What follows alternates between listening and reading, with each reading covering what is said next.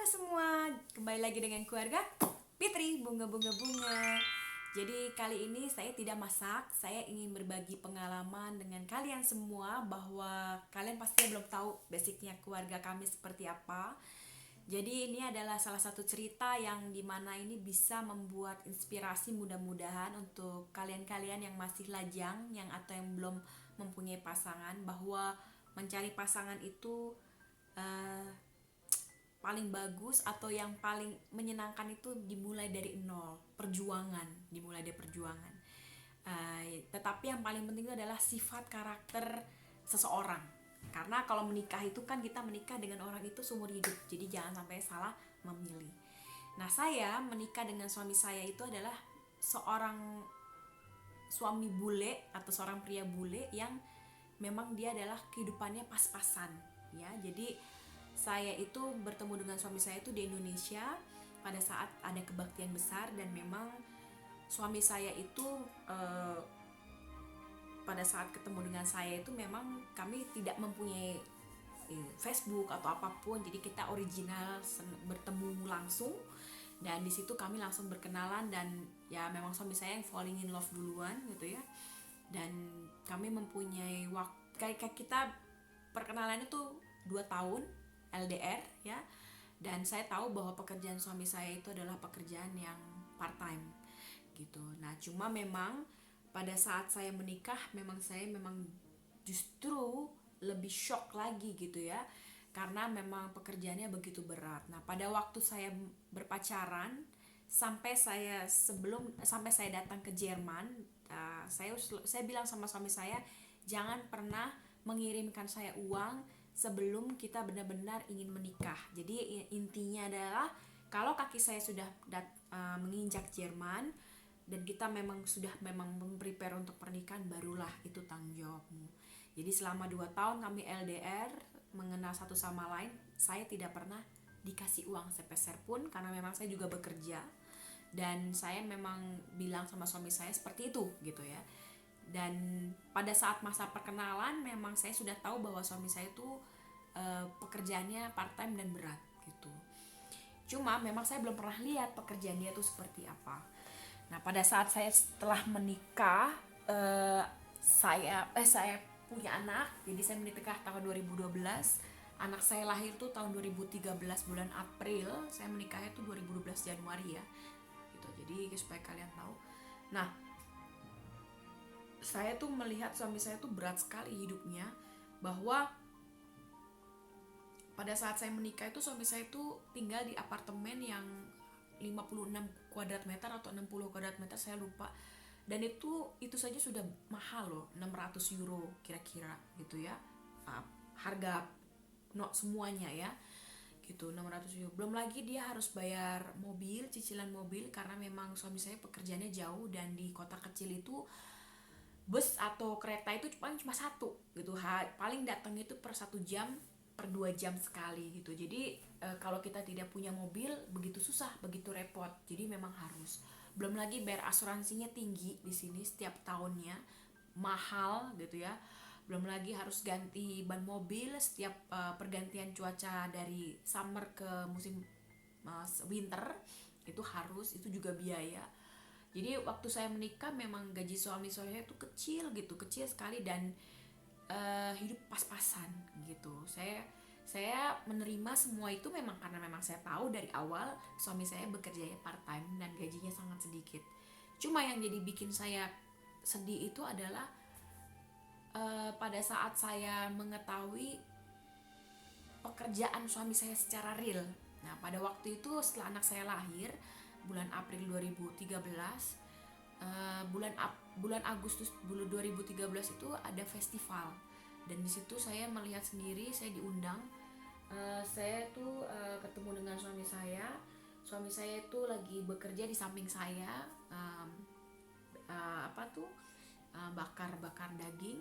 Dapat telepon, Herbunga, ini ada apa nih gitu ya, harus ke sana harus ke sini. Dan yang mengagetkannya itu adalah dia harus kerja ya kotor gitu ya, dia tuh kerja tukang gitu ya. Jadi kalian bayangin kerjanya tukang gitu ya. Terus akhirnya saya ngelihat, wah pekerjaannya berat sekali gitu ya. Terus apalagi kalau bosnya itu selalu menggunakan suami saya tuh tidak dengan baik dan tidak merespek, tidak pernah menghargai. Sedangkan orang-orang panti jompo di panti jompo itu yang kerja, itu mereka sayang sama suami saya karena suami saya tuh orangnya kalem, selalu kerjanya bagus ya. Dan di tempat kerja suami saya itu ada 5 bos. Jadi satu bos yang error laki, yang empat lagi tuh yang bos kedua itu perempuan tuh juga orangnya nggak baik. Ada bos ketiga, keempat, kelima.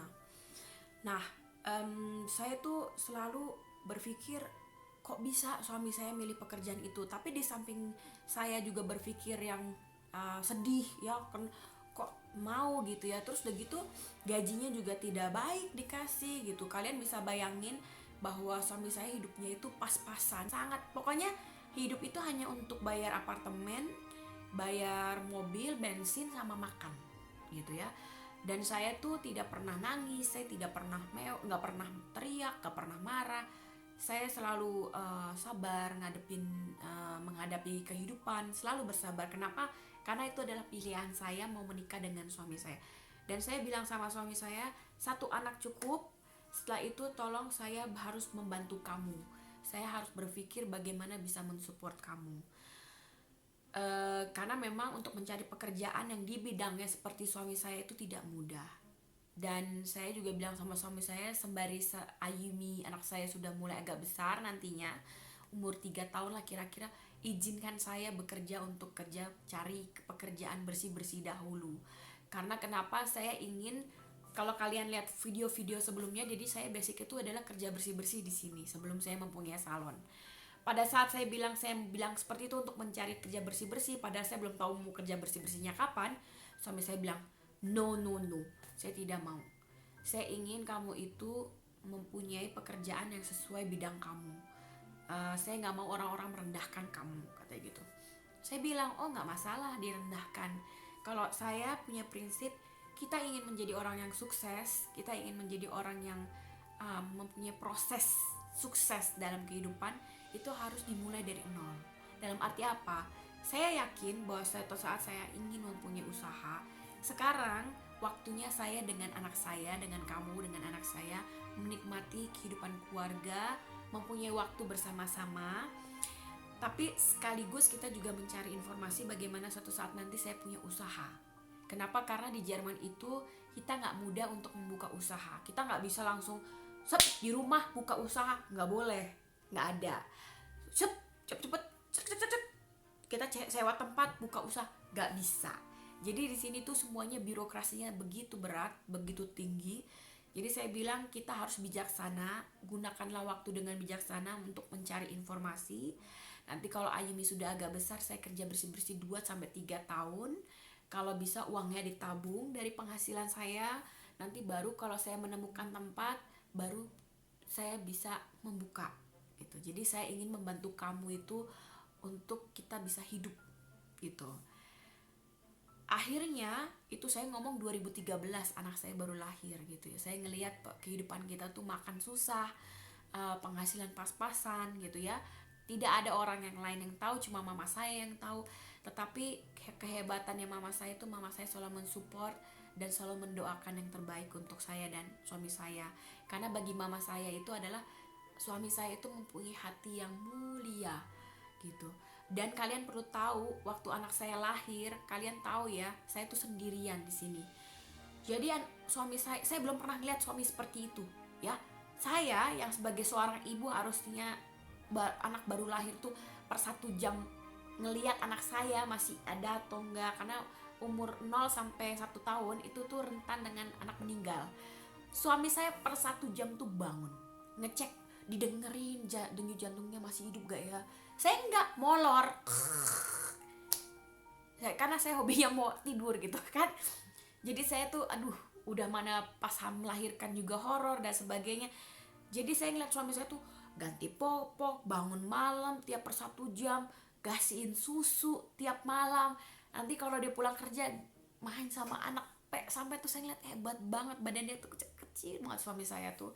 gitu ya, tapi dia tuh mau menjadi seorang suami siaga. Kalau bisa dibilang 24 jam, ayo dia 24 jam, tapi karena kan dia juga bekerja gitu kan. Tapi ya akhirnya em, 2013, 2014, 2015, 2016 saya baru buka, saya jadi 2015 saya kerja bersih-bersih di supermarket sampai 2017. Terus 2016 kami pindah ke kota lebih kecil lagi karena kerjaan saya kerja di Swalayan tuh jauh banget gitu. Jadi saya cari yang di sini agak deketan, itu pun juga 6 km jarak jauhnya dari apartemen ke tempat kerja saya. Kemudian akhirnya saya menemukan lagi pekerjaan bersih-bersih di malam hari yang 3 jam seminggu 3 kali, tapi yang 3 jam sekali tapi 6 kali, 3 jam sekali tapi 3 kali datang untuk setiap minggunya gitu. Jadi saya bayar pajaknya kan agak tinggi tuh gitu sih. Jadi saya tidak pernah mau bekerja gelap, saya bekerja yang benar-benar membayar pajak gitu ya. Dan akhirnya ya saya mendapatkan penghasilannya tiap bulannya itu ya pokoknya dari gaji pekerjaan bersih-bersih. Jadi saya kerja itu 2 kali sehari, yang 2 jam pagi sama 3 jam malam, jadi 5 jam. Tapi yang 2 jam sekali, 2 jam setiap hari itu setiap hari. Kalau yang 3 jam itu seminggu 3 kali, jadi nggak tiap hari ya. Itu jadi kalau dibilang tuh gaji saya tuh dipotong pajak pokoknya 5 jutaan lah gitu, potong pajak loh gitu. Di Indonesia kan potong pajaknya beda kan gitu. Terus saya kerjalah 3 tahun. Akhirnya sekalian saya nyari-nyari ya dapatlah tempat salon gitu. Jadi kalau kalian mau tahu kehidupan saya sama suami saya bukan menikah dengan orang bule kaya, tapi bule miskin, bule yang nggak punya apa-apa. Nah, dalam waktu saya menikah sampai saya ngeliat penderitaan suami saya bekerja tidak dihargai seperti itu, mama saya tuh berdoa kuat sekali, mudah-mudahan suami saya tuh mendapatkan pekerjaan yang lebih baik, dihargai oleh bosnya dengan gaji yang lebih baik juga. Dan akhirnya kalian perlu tahu tahun 2019 kemarin, suami saya tuh dapat pekerjaan. Prosesnya tuh bener-bener amazing. Jadi 2018 salah satu bosnya yang nomor 5 itu selalu bermasalah dengan nomor 1, bos pertama dengan bos kedua. Dia tahu suami saya tuh bekerja lebih dari 14 tahun di panti jompo sebagai tukang bersih-bersih dan tukang apapun itu, tidak pernah dihargai, gaji juga tidak pernah dinaikin. Dia kasihan lihat suami saya, dia masih umur seperti itu, diperlakukan seperti itu. Akhirnya dia panggil suami saya, dia bilang, Herbunga, kamu, saya mau bicara sama kamu sebentar, kata. Iya, saya tahu pasti kita semua kehilangan kamu, kata dia gitu. Tapi saya nggak tega ngeliat kamu karena kamu masih muda, katanya. Kamu seorang karyawan yang hebat, kamu seorang karyawan yang rajin, nggak pernah sakit pun juga masuk kerja, katanya gitu. Kamu juga sangat disayang oleh semua orang di sini. Jadi saya mau kasih tahu kamu, saya merekomendasikan kamu di salah satu bank, dan bank itu tuh bank ternama. Mereka lagi cari karyawan yang benar-benar seperti di bidang yang kamu punya, tapi kamu bukan tukang lagi, tapi kamu masuk sebagai karyawan di kantor. Jadi mereka nyari orang yang dipercaya dan sesuai, tapi kamu karena terlalu banyak pekerjaan yang kamu tanggung jawab kamu di pekerjaan ini, kamu terlalu banyak tanggung jawabnya. Sebenarnya kamu tuh hanya perlu di dalam kantor saja. Jadi saya pikir ini pas dengan kamu. Jadi tolong hari ini kamu segera bikin biodata kamu tapi melalui internet, dan kamu langsung kirim malam ini juga ke bank ini, katanya gitu. Dan itu saya ingat sekali suami saya itu memprosesnya itu bikin langsung itu di bulan Januari kapan saya lupa tanggal berapa. Dia langsung bikin semuanya ya, profilnya dia melalui internet, dia kirim, dia ngikutin apa yang bosnya bilang. Dan akhirnya suami saya tuh gak pernah berharap atau apapun gitu ya. Suami saya akhirnya bulan Agustus bilang, wah ini yang saya rasa gak ada harapan saya pekerjaan yang baru. Aku bilang, sudahlah, bersabarlah, pasti pasti kamu mendapatkan pekerjaan yang lebih bagus. Kalau memang nggak bisa ya sudah, kalau nggak pernah ditelepon ya sudah, berarti kan sudah rezekinya orang lain, gue bilang gitu kan. Ya di balik layar nangis kan gitu ya, sebagai seorang istri saya kan juga nangis. Kenapa? Kasihan suami saya, pekerjaannya begitu mengenaskan kalau dibilang ya. Saya bekerja, yang penting saya intinya saya support suami saya. Saya kan juga di salon itu juga nggak gampang. Jadi kalau kalian lihat video saya mengenai kerja bersih-bersih sebelum saya punya salon, itu penjelasan saya lengkap ya gitu. Dan saya bilang sudahlah, sekarang saya kan sudah punya usaha, jadi ya kita baik-baik berdoa semoga saya punya banyak klien gitu kan. Saya juga nggak mungkin minta-minta sama orang kayak klien datang gitu kan, nggak mungkin ya, sambil berdoa lah. Akhirnya bulan September akhir suami saya ditelepon oleh pihak bank untuk diinterview gitu, bulan Oktober gitu. Akhirnya bulan Oktober suami saya diinterview dan mereka sangat suka dengan profilnya suami saya. Mereka waktu menginterview juga suami saya jawabnya juga sangat bagus, dan akhirnya suami saya keluarlah dari pekerjaan yang mengenaskan itu. Di bulan Februari pertanggal 1 2019 suami saya mulai kerja di salah satu bank terkenal. Dan kalian perlu bayangkan, pekerjaan yang lama itu bos-bosnya gak ada yang mengucapkan terima kasih, gak ada yang ngasih bunga. Kalian perlu tahu siapa yang ngasih bunga? Panti jompo, orang-orang yang bekerja di panti jompo, orang-orang tua yang ada tinggal di panti jompo. Mereka nangis, mereka sedih kehilangan suami saya. Saya bahagia suami saya out, tapi mereka sedih karena kehilangan seorang pegawai yang begitu baik hati, senang membantu, berhati mulia. Suami saya pun juga kalau dimintain tolong, mau dikasih uang pun suami saya nggak mau, karena itu kan seperti gaji gelap ya. Jadi suami saya tidak pernah. Mereka begitu suka dengan cara suami saya bekerja gitu. Tapi kan hidup must go on gitu. Jadi ya kita juga harus tahu bahwa kalau itu sudah pekerjaannya tidak baik, kita juga harus keluar apapun yang terjadi kan. Jadi akhirnya ya udah. Dan kemudian pada saat suami saya baru masuk di bank, pertama kali hari pertama suami saya dikasih bunga oleh bos-bos besarnya. Bos besarnya bilang, "Selamat datang Herbunga, ke pekerjaan baru Anda, saya tunjukkan pekerjaan baru Anda." Suami saya tuh nggak kepikiran bakal dapat pekerjaan di kantor di dalam, enggak. Suami saya pikir ya mungkin tukang lagi gitu, tapi dapat ruangan sendiri. No. Jadi akhirnya kata bos besarnya dibilang, "Sini Boh Herbunga, saya tunjukkan ruangan Anda." Ya pikirnya suami saya di bawah tanah ruangannya gitu ya, namanya juga tukang pasti dapat tempatnya juga ya paling akhir lah gitu ya, nyampah lah, dan arti kata nggak oke lah tempatnya. Karena memang suami saya dulu juga tempat ruangan kerjanya juga tuh yang gak banget gitu, nggak keren gitu, jelek banget gitu kan. Ternyata guys, kalian mau tahu, keren banget. Itulah yang namanya pekerjaan luksus gitu ya. Jadi mereka menghargai biodata suami saya. Biodata suami saya itu adalah sebenarnya basicnya tuh bekerja sebagai bisa dibilang dia sebenarnya mau ke arsitek ya, bagian arsiteknya.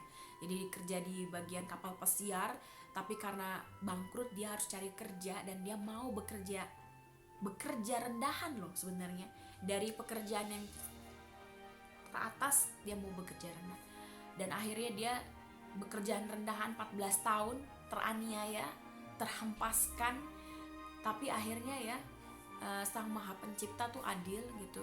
Beliau ya yang Maha Pencipta melihat dan akhirnya bisa menggunakan orang lain, karena memang suami saya selalu menghargai orang lain. Jadi akhirnya mendapatkan pekerjaan karena direkomendasikan oleh salah satu orang ya, salah satu bosnya, yang dimana rekomendasinya juga positif dan bagus gitu. Dan di situ akhirnya setahun kemarin suami saya mendapatkan gaji yang lebih bagus, jauh lebih bagus, dan saya pun juga mempunyai usaha juga sangat baik sekarang gitu ya. Ya, jadi untuk kalian ini adalah pengalaman hidup saya bahwa menikah dengan orang bule, miskin, atau hidup pas-pasan, gak semua perempuan mau gitu ya. Tetapi untuk saya bahwa uang itu bisa dicari, dan saya dengan suami saya itu adalah mempunyai satu sifat yang sama, dalam arti kata kita satu sama lain saling mensupport, sehingga apa yang kita alami suka duka itu ya kita support bareng gitu, dan akhirnya sekarang kita bisa hidup dengan normal ya, sederhana tapi normal, tapi kita bisa menikmati hidup gitu. Saya yang pasti adalah saya bisa rutin kasih mama saya uang, itu yang paling penting, karena ayah saya kan sudah meninggal. Jadi mama saya itu tidak pernah meminta, tetapi saya sebagai seorang anak juga harus tahu pengorbanan dari orang tua kita gitu. Karena kenapa? Kalau kita selalu mendahulukan orang tua kita, pasti kita akan diberkati, karena doa orang tua pun itu paling penting. Jadi kita selalu diberkati hidup kita. Dan suami saya mendukung, saya juga kirim uang mama saya, apapun yang berhubungan dengan mama saya kirim. Jadi paling penting adalah bagaimana kita bisa kehidupan ini begitu singkat, tapi kita memaknai kehidupan itu penting, sepenting apa kita harus mengerti itu. Yang paling penting adalah kita harus selalu bersyukur every time, every minute, every second, setiap detik, setiap menit, setiap jam. Dan saya bersyukur saya mempunyai suami yang selalu mensupport saya. Saya itu mau belajar hidup sederhana di bawah gitu ya. Kalau saya benar-benar memulai dari bawah lagi. Jadi saya di Indonesia saya juga sudah memulai dari bawah dan akhirnya bisa sukses. Di sini saya juga memulai kehidupan yang baru dari nol dengan seorang pasangan yang begitu hebat, berhati mulia, seorang ayah yang bijak. Mudah-mudahan kamu Yohanes bisa mendengar video saya. Someday kita nggak tahu hidup kita berapa lama, kuat atau tidaknya kita nggak tahu. Tapi ini satu video yang nggak akan mungkin saya lupakan, dan mungkin jadi inspirasi untuk orang lain yang sedang mencari pasangan, bahwa kalian carilah hati yang mulia, sifat-sifat yang baik, rajin, bertanggung jawab, itu yang paling penting. Fisik last, terakhir ya. Kalau bisa fisiknya bagus pun berarti itu sempurna, tapi kesempurnaan bukan milik manusia tapi sang Maha Pencipta gitu. Jadi teruslah bersyukur, jalani hidup ini dengan baik, sebaik-baiknya. Jangan pernah menjadi orang yang paling sedih dan paling menderita, karena masih banyak orang-orang yang menderita di luar sana, mungkin yang lebih parah hidupnya di dalam keadaan dan situasi yang parah. Jadi kita harus lebih banyak bersyukur dan berjuang gitu. Dan hargailah pasangan kalian, selalu mensupport pasangan kalian, atau kalian yang belum menikah, carilah wanita pria idaman yang benar-benar sesuai, dalam arti kata bukan mencari yang kaya raya, tapi yang benar-benar mau berjuang. Oke? So, sampai di sini dulu. Jangan lupa subscribe, like, comment, dan share. Itulah cerita dari kehidupan saya. Dadah! Selalu bersyukur, always positive thinking, dan always smile. Dadah! Love you all!